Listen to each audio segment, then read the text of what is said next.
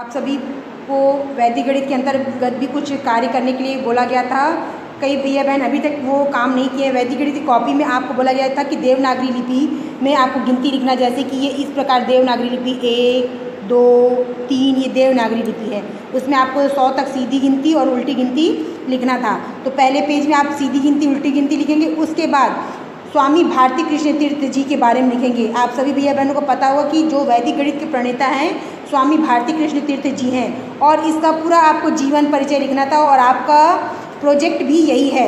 आपको स्वामी भारती कृष्ण तीर्थ जी के बारे में लिखना है। जिन भैया बहनों के पास वैदिक गणित का पुस्तक नहीं है, इसलिए मैं उसका फ़ोटो सेंड कर दूँगी। गिनती लिखने के बाद आप स्वामी भारती कृष्ण तीर्थ जी के बारे में कॉपी में लिखेंगे। उसके बाद आप क्या करेंगे, सूत्र कितने होते हैं, 16 सूत्र होते हैं, और उपसूत्र वैदिक गणित में 13 उपसूत्र होते हैं। तो पहले पेज में स्वामी भारती कृष्ण तीर्थ जी के बारे में लिखने के बाद आप क्या करेंगे, इस प्रकार लिखेंगे कि वैदिक गणित में क्या होता है, ये 16 सूत्र होते हैं। देखिए एक बच्ची लिखी है इस प्रकार, वैदिक गणित में 16 सूत्र होते हैं। आप एक पेज में पूरा 16 सूत्र के नाम लिखेंगे। फिर दूसरे पेज में वैदिक गणित में 13 उपसूत्र होते हैं, इस प्रकार आप नाम लिखेंगे। अब आपको उसके बाद कुछ महत्वपूर्ण प्रश्न थे जिसको मैं बोली थी, आपको सेंड भी कर चुकी हूँ, कई भैया बहन नहीं लिखे हैं। जैसे कि ये प्रश्न एग्जाम पूछा जाता है कि वैदिक गणित के प्रणेता कौन है, तो आप लिखेंगे वैदिक गणित के प्रणेता स्वामी भारती कृष्ण तीर्थ जी हैं। स्वामी भारती कृष्ण तीर्थ जी का जन्म कब और कहाँ हुआ, तो 4 मार्च 1884 ईस्वी तमिलनाडु में हुआ।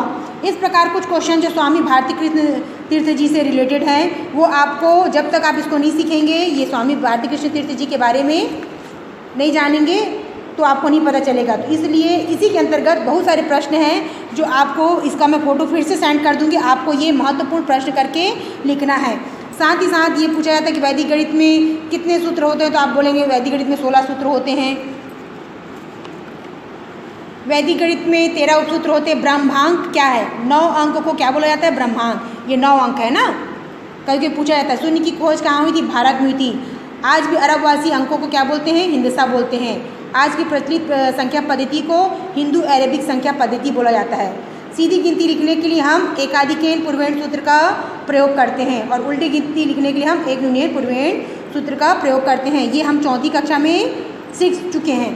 ठीक है, ये करने के बाद आपको सभी का फ़ोटो सेंड करूँगी। आप सबको ये वैदिक गणित की कॉपी में काम करना है। अब यहाँ पे आइए देखते हैं अंक क्या होता है। 0 1 2 3 4 5 6 7 8 9 ये क्या होता है, अंक कहलाता है।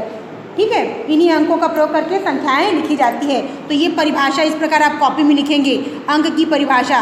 अब बीजांक की परिभाषा क्या है, 1 2 3 4 5 6 7 8 एवं 9 ये क्या होते हैं, बीजांक कहलाते हैं। अर्थात 1 से लेकर 9 तक की संख्या बीजांक कहलाती है, और किसी संख्या का बीजांक ज्ञात करने के लिए उस संख्या के अंकों का प्रयोग तब तक करते हैं जब तक एक अंक प्राप्त नहीं हो जाता, ये संख्या बीजांक कहलाता है। तो इसका भी आपको मैं फ़ोटो सेंड करूँगी। आज आप वैदिक गणित कॉपी में लिखेंगे। ये आपके बुक में भी है, बुक का भी फ़ोटो सेंड कर दूँगी। परम मित्र अंक किसे कहते हैं, उसके बाद अगला परिभाषा है, जिन 2 अंकों का योग 10 होता है, योगफल 10 होता है, उसे परम मित्र अंक कहते हैं। एग्जाम में बोला जाए उदाहरण सहित लिखिए, तो आप ये लिख सकते हैं 1 का परम मित्र अंक 9, 2 का परम मित्र अंक 8, 3 का परम मित्र अंक 7, 4 का परम मित्र अंक 6, 5 का परम मित्र अंक 5। अब देखिए इसी में कुछ अभी जो महत्वपूर्ण प्रश्न थे, इसी के अंतर्गत मैं बताई थी कि एकाधिकेन पूर्वेण सूत्र के प्रयोग से हम सीधी गिनती लिखते हैं, और एक न्यूनयन पूर्वेण सूत्र के प्रयोग से हम उल्टी गिनती लिख सकते हैं। अब यहाँ पे शून्य की खोज भारत में हुई। आज भी अरबवासी अंकों को हिंसा कहते हैं। ठीक है, और ये भी है भारत में से गणित अरब गया, उसके बाद कहाँ गया, यूरोप गया। आज प्रचलित संख्या पद्धति को हिंदू अरेबिक संख्या पद्धति कहते हैं। इससे संबंधित आपको ऑब्जेक्टिव क्वेश्चन, खाली स्थान भरो, सही गलत, उचित संबंध जोड़ो, ये आता है, इसलिए आपको ये लिखना पड़ेगा। अब आप आ जाइए बीजांक।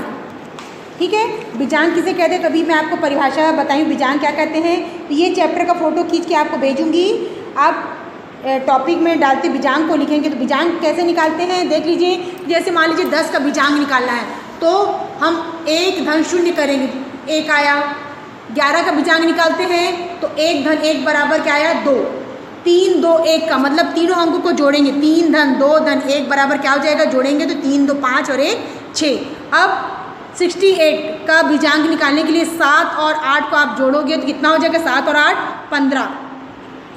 15 का आप 2 अंक आया, जब तक 1 अंक नहीं आता तब तक हम बीजांक निकालते। तो 15 को फिर से आप करेंगे 1 धन 5, तो इसका आएगा बीजांक 6 इसका बीजांक आएगा। तो इस प्रकार आपको बीजांक निकालना है। तो आज आपकी कॉपी में, वैदिक गणित कॉपी में ये यहाँ तक आप कंप्लीट करिएगा। तो इसका मैं आपको फ़ोटो सेंड कर दूँगी, आपको बीजांक निकालते हुए यहाँ तक आपको कॉपी में कंप्लीट करना है।